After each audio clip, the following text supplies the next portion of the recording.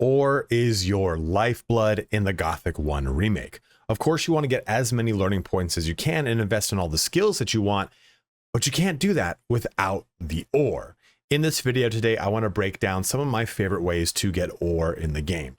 The first one we're going to go into is a little bit of an exploit, and I'll say this many times in that portion, do expect it to get patched out, but there are lots of ways to get legitimate money in the game that really brings back or brings a lot of value to you once you get it. You just need a little bit of money to get a good amount of momentum going, and once you do that, you'll be off to the races. Now, it's one thing to keep in mind here.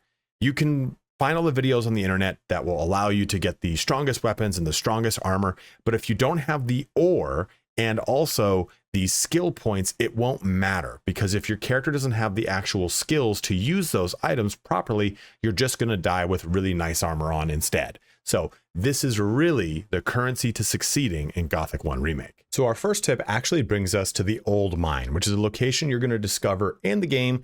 As long as you just simply do the first quest, you'll find your way here very quickly. And in the Old Mine, you will find these ore veins. As long as you have an actual pick on you, or a mining pick, you just simply press F and your character will mine the actual physical ore off the wall. You can see it disappear once we get some, we wait for it. You'll see some of it disappear on the bottom. And you're gonna get 3 ore nuggets every time you do this until the vein gets just about depleted, and then it'll drop to 1. And you'll do it one more time and it'll drop to 1 again. So doing this, so far we've made 6 ore nuggets, and we'll do it again. We'll make 9. I think we'll get up to 12 and then eventually 15 or 16 by the time that this depletes. So we're at 9 right now. We'll do it one more time. I think we only get one or two more times right here before this is going to deplete. We'll see. And what we're going to do then is there are more nuggets. We got another 3 right there. So that puts us at 12.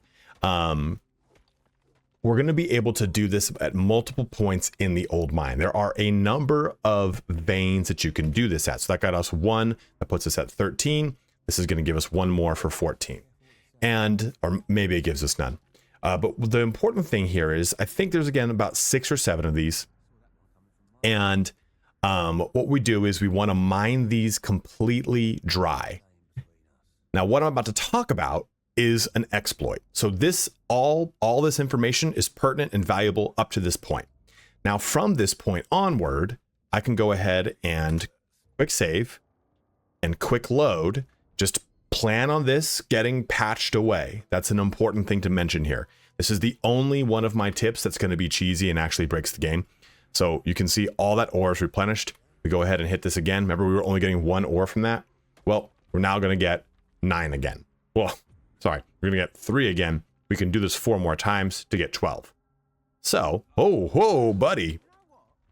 Of course it's mud. Of course it's mud. Even when I'm recording a video, mud finds his way to piss me off. Oh my God, I thought I ditched him in the save. I made a new save to get to this point that I'd had from the preview build, but holy crap. But you'll be able to do it to that ore node right there, or whichever one the diggers are not on. So this one right here, and they will move around. So as they move around, these ore nodes free up, and you'll be able to get more and more nuggets. I have only come down here and mined ore on this save, and I've got 77 ore. And you could just keep doing this. You keep saving and reloading, saving and reloading. Even without, mud, just chill. Even without the exploit, this is still a really great way to make a cool, again, there's like 6 or 7 of these. Let's just say make it 15 nuggets for easy math there. There's plenty of ore to be made in this mine alone. And remember, you can also just pick it up off the ground. You'll find, that's not any right there, but there's just, it's strewn anywhere there's a vein. So remember that, and it's the quickest and easiest way to make a lot of money. Before we get into all this information about selling things, this is a truth that you need to know about this game. When it does come to selling items, let's go ahead and go over here. If you try to sell multiple of the same item, you start to get depreciating returns, or at least diminishing returns. So take a look here. I've got 2 rusty swords, both selling at 4. I'm going to click one of them. You'll see that it dropped it to 3. If I were to sell a bunch more of these, it would continue to drop the price on them. Other things such as herbs, this is going to have the same effect. So let's go ahead and put one of these in, still at 2, when it was at 4. So I'm just going to take it off, right? So it's at 4, right? I'm going to just sell 1, drops it to 2. This is going to be 9 for a Dusk Bell. Oops, let me go ahead and do this. Yeah, let's only have one of those. Let's see. This is a good one here. Stone Root. We've got 3 and they trade for 8. Let's just put 1 in. Let's just put another one in. And you can see it dropped by 1. So some things have different levels in which they will drop. So this encourages you to not sell everything to one merchant. Moreover, you have to also consider that the merchant has a certain number of of ore that it can offer you in the first place.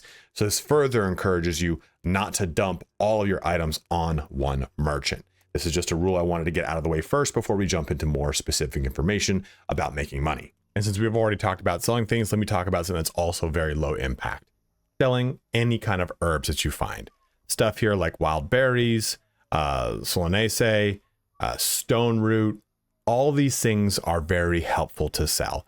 Remember, like I said before, you know, this guy doesn't have a whole ton of money, but we're going to sell 6 of these at 8 each. It's going to drop it down a little bit there, right?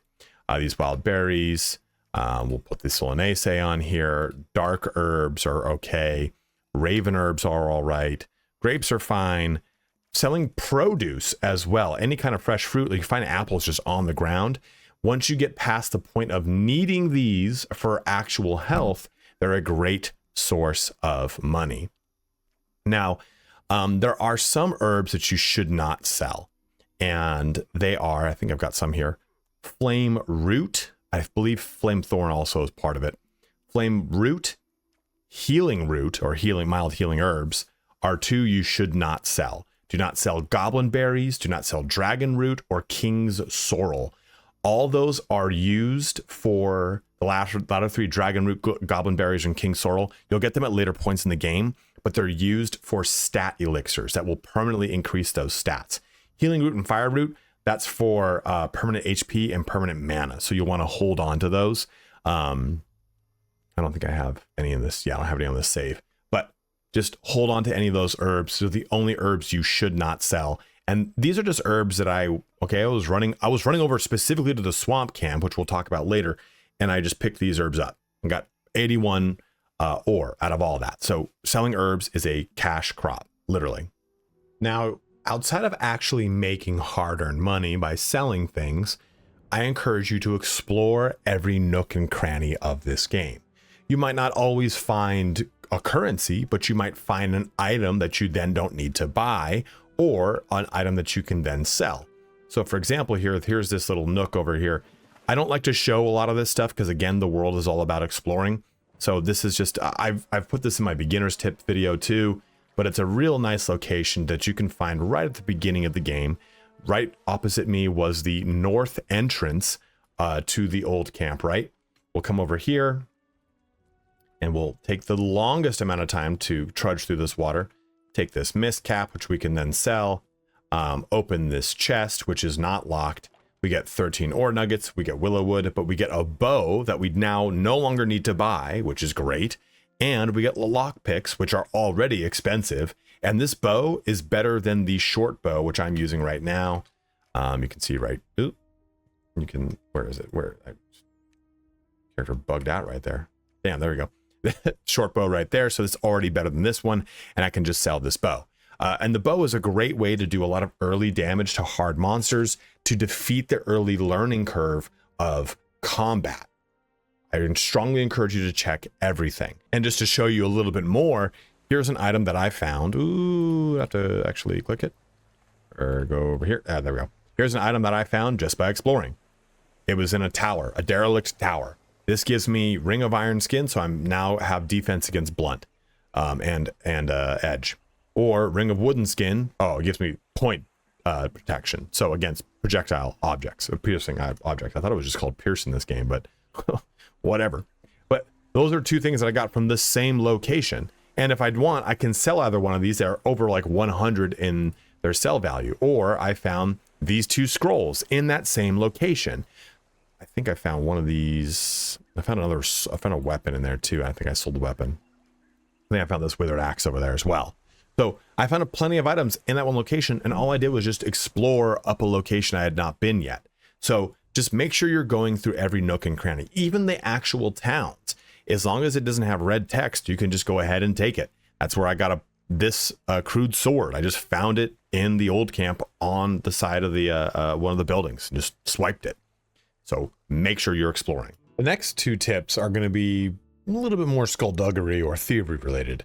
The first thing we're going to do here is talk to Fingers and choose, once we have both the appropriate ore and the learning points, either pickpocket or lockpicking.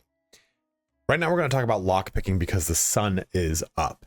And personally, I actually prefer lockpicking over pickpocket just because lockpicking has more implications across larger portions of the game.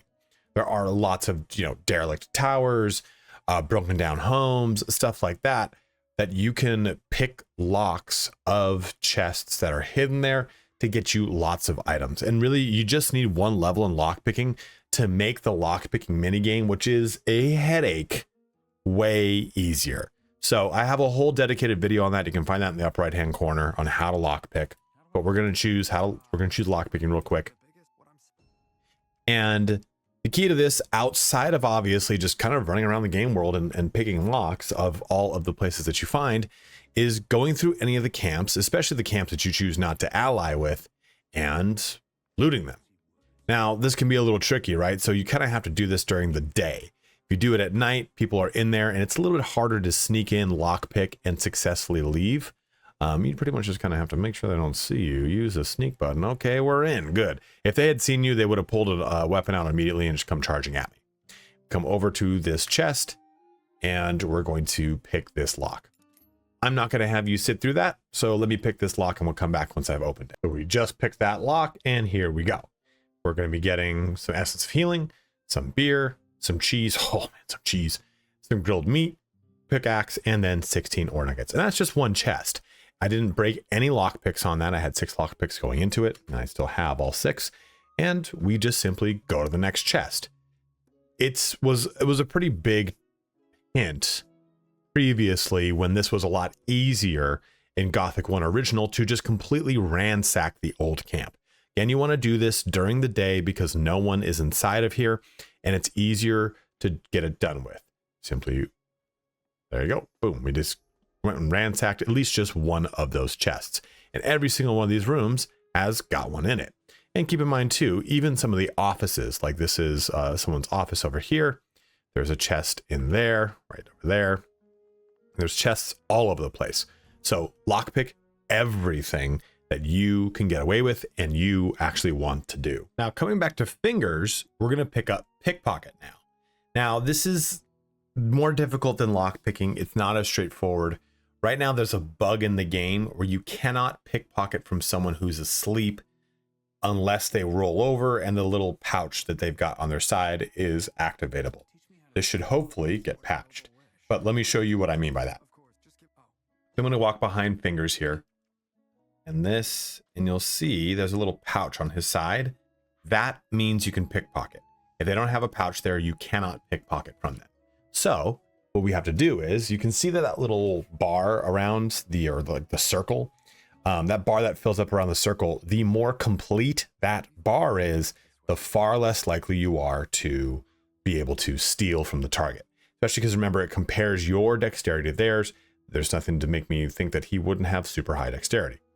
So I'm going to try to sneak. There's no way I'm going to be able to do this, but you'll see what happens if I fail. Hey, we actually were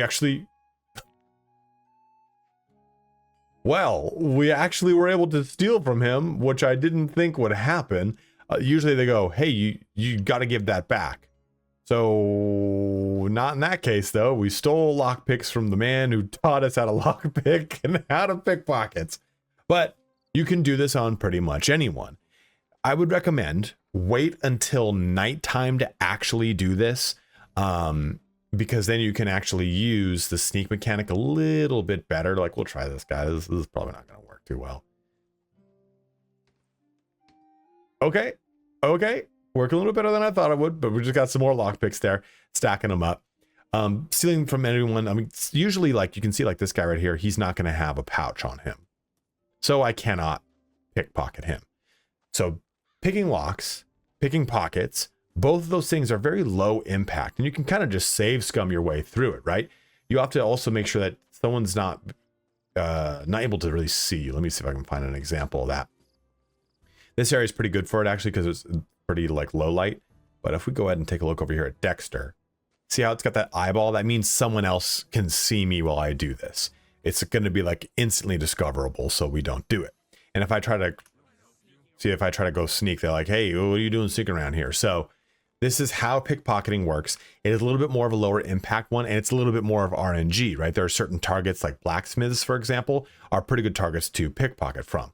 But other ones will just be, okay, I got lockpicks. That's nice because now I've got those lockpicks and I don't have to buy them, but it's not the biggest money maker out there.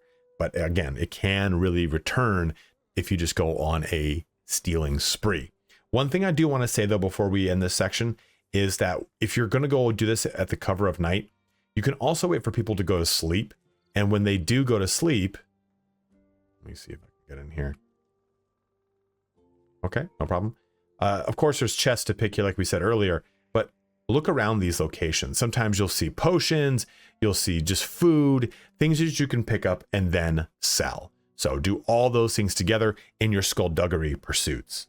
Now, one of the most important set of skills that you can learn are the hunting skills in this game. That is the north entrance to the old camp. And if you swim across the little river here, you'll see this tent. And in this tent, you've got two trainers, or you got one trainer, Drax. And if you give Drax beer, you can learn this. There we go. Teeth, fur, claws, and then the ability to skin reptiles. All of these cost a lot, but they are absolutely necessary. You can make a lot of money off of these, for one.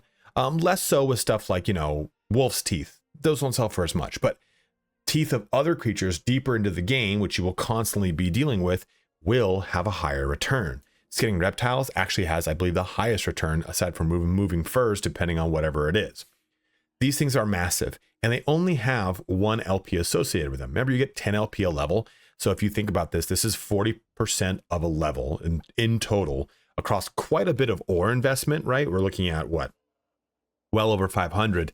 And the return on this is that you get to be able to use these materials for selling. But you will also be able to use these materials for quests, which you have already seen when you're trying to get the magic quest from Torres in the old camp. And there's also using these for upgrading your armor in all 3 of the camps.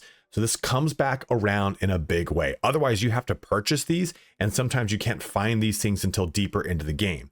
So it allows you to upgrade your stuff quicker, and it allows you to do quite a bit of trading. Just remember, like I said, do not trade all of these trophies to one target. They will depreciate. There's that diminishing return. You'll want to spread them to different merchants. I said target, to different merchants, not targets. But it's crucial that you do this. And it is worth noting, it's not retroactive. Meaning, let's say, I think there's some stuff over here. Maybe it's on the ground over here. Around here are some scavengers. I killed them earlier. Here you go. If I go learn any of those hunting skills, I can't come and loot this corpse now and skin it or anything of the sort. So you want to be able to get these early in the game, but you also don't want to go on a huge killing rampage to negate yourself from being able to tap into this resource of both currency, upgrade currency, and of course, the ability to knock out any quest that you need from the materials that this gives us. So this next tip is actually about going to both the swamp camp and the new camp. And it's using the characters in the old camp to do it. You can run there on your own. Absolutely. By all means, if you know the way, go ahead and do it. But the characters that lead you there can go ahead and kill their way to that location. So if you take a look at this footage here, we're being escorted to the swamp camp. And as we come across anything, the character that's escorting you will stop, run over to it, and try to kill it. Now, keep in mind, when you do this, you are the leash to that character. So if you see them coming across a pack of like 3 or 4 creatures, maybe just kind of wait and let some of those creatures dissipate because they will get killed. These escortees will definitely get killed. And by doing this, you maintain how much actual experience they can get you. A lot of the things that you're seeing this guy kill, I can't kill one of them, let alone 3 of them. which is a much harder encounter than just the single one-off of any one of these encounters. So go through both the both the new camp and the swamp camp escort missions, have them bring you here, have you get all the items from all this, because that's the important thing too. We're looting all of these kills, getting items from it, and as you'll see in a little bit, sometimes they die and you get their items too. But in addition, you're getting tons of experience. So it is the easiest way, outside of, mining stuff like I showed you in the very beginning, to get a lot of really good experience and a lot of just like decent items to sell to just help start you, especially if we're trying to get money to unlock early skills, which then landslides your future income. And just to give you a sense of all the money that we made from this, we got 8 of these little wings. We got more of this. I'll just throw it in there. We got both of these. We got this. Now I got lucky or unlucky, and I had my escorter die, and so I got his really good mace. That was also true of my new camp escorter. He also died, so I got his mace as well. Not to be confused, I also got his oh man, where is it? His ring here as well. So I got Mordrag's ring, I got Ball's ring. Well, that's his title, but still, I got both of their items. So I made out pretty well with the whole entire stock. I also got some wolf claws. I don't know where they went. I got the swamp weed here I can sell. Wolf claws that are somewhere. One of the materials things, but that's just 24 with just these items, not including the items that I want to hold on to. Well, actually, I'd probably sell Sting Mace now at this point since I got Steel Tongue. But either way, it's a considerable amount of money, even if I sold both of these, right? I'll just throw them on this list. You can see that he can't even give me all the money for it, right? Because this is 110 ore alone. So you get a lot of money from it, and you saw during that whole thing, I got a level from it. So it gives you lots of experience, and it is a great way to end, or not end, it's a great way to just get a lot of experience and money when you're going to have to go to those locations anyway, because it's part of exploring everything and getting everything out of each camp before you join one. But at that, it brings our video here to a close. And we covered a lot of different ways to make money, from just simply exploring to a little bit of skullduggery to just doing some escort stuff. There's a lot. Oof, that sounded bad, but still, there's lots of ways to make money in this game. And you'll find that once you start to get some skills about you, you're more competent in your combat capabilities. You've got a better mind for lock picking or pickpocketing. You'll start to make money in spades very quickly. So the early bottleneck of not having enough ore gets alleviated very fast once you get just a little bit of momentum in this game. So if you're struggling right now, do one of the low impact things on this list. Just go have those escort missions done, and you'll get a good baseline of ore to establish yourself for future learning potential, right? For future skill gain. If you've already done those, well, now go through and just rob the old camp or rob the new camp, whichever camp you want. Go ahead and rob it blind. It's easy to do. You just have to kind of be a little crafty about it and use your quick saves. If you have any other recommendations on ways to make a lot of money, go ahead and let it be known in the comment section below. There's plenty of ways to do it. Remember, this is an older game, so there's lots of little kind of ways around a lot of things and a lot of tricky things that you can do to make quite a bit of money. A lot of the older exploits are gone, but there's still some other things that you can do to, again, make plenty of money. If you found the information in this video helpful, though, guys, don't forget to like, comment, or subscribe, because each one of those things helps me out in a huge way. And also check out my link to my Discord below, where you can get up to date on any videos that I go live with, that I upload, or any of the times that I go live, because I do live stream, as well as being part of any of the content polls to get a bearing on what's coming to the channel. But as always, thank you so much for watching here today. Have a good one and take care.